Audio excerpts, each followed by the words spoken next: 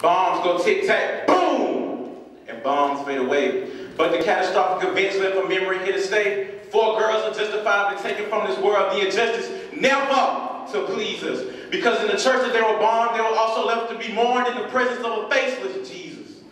See, the attack was critical. They yelled, God gave us the right, but bombed the church. Their mindset so hypocritical. See, my people peacefully protested and demanded a reform because we wanted the human and civil rights God gave us when we were born. But government suits and black Cadillacs came to blew our vision like a bad case of cataracts.